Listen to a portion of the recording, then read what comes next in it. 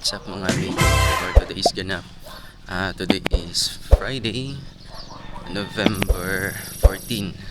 So ang atong buhatan karon mga amigo is kung makita niyo is nagabaktas ko karon padto sa gym.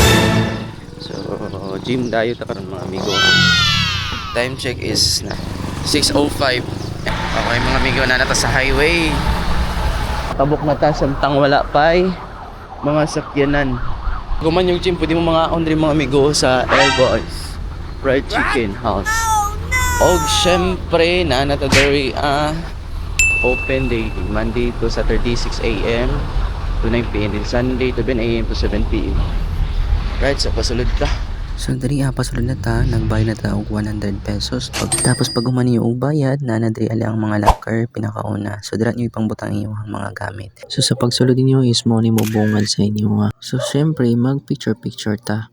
Ang nakanindot diri sa ila is para sa mga beginner is naslay guide. So kay beginner man punta aw approve ni sa tuwa. So tip lang para sa mga beginner parehan ako, nag-start mangud ko dat home workout lang. Since nag-start na ko workout sa balay, so naa na tay idea gamay sa first day nato sa gym. Ayo lang kabalaka kung dili pa nimo kabisado ang tanan, kay pwede kayo ka mangutana dira sa mga kauban. Likay lang gyud mangutana sa moment nga naga-workout pa sila. Hulata lang nga mahuman saka ka mangutana. Another tip, palihog lang pud og balik sa mga equipment like dumbbell, barbell ug mga plates sa kung asa nimo kuhaa. Kay dili lang ikaw gagamit, daghan pod sila. Okay lang siguro kung nakay katabang gidala. Kay maulaw sad ta inani kanindot ang gym. Tapos pag kumani mo og gamit sa mga equipment is pasagdan ra.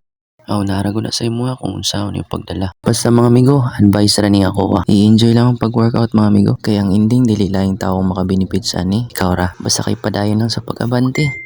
Bunal ra. Anyway, diri ang part mga amigo, nag-warm up ta diri So bago mo mag-start mga amigo, ayaw mo kalimot mag-warm up. Kay mao jud ang pinaka-importante para iwas injury. Buhatan na ni mga amigo 5 to 10 minutes, okay na na. Once again, ayaw kalimot og balik sa mga equipment kay imong gigamit. Okay, so una na itong workout is mo ni siya ang ginatawag nga dumbbell shoulder press. So buhaton na to ni siya sa 3 set of 8 to 12 repetition. Tapos mag-rest ka og 2 minutes every set.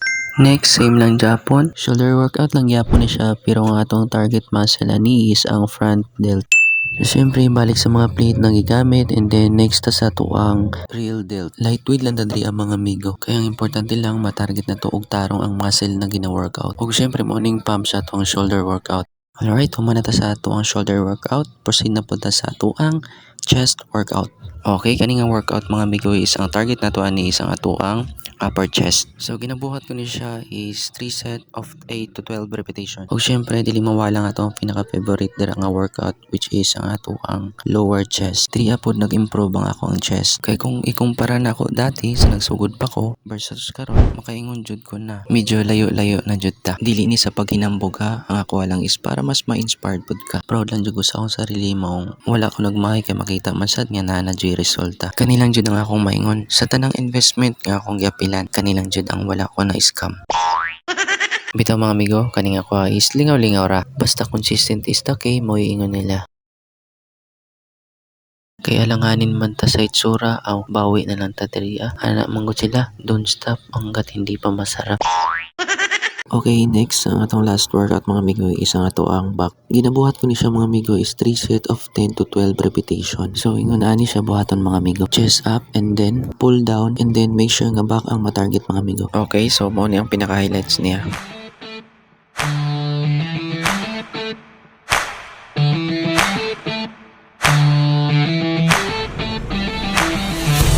Alright, so dito lang ko to mga to ang workout mga amigo. Again, ang atong workout program karon is ang ato ang shoulder workout, chest workout, o syempre ang ato ang back workout. Syempre ayaw pug kalimot mag picture taking or video. The purpose is para mas makita nimo kung unsa pang imong i-improve sa imong lawas. Alright?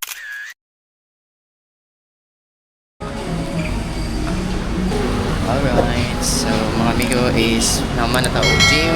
Almost 2 hours po na ato ang gym. So pa-out na ta mga amigo. Go. Okay, so pauli na ta. Bye bye.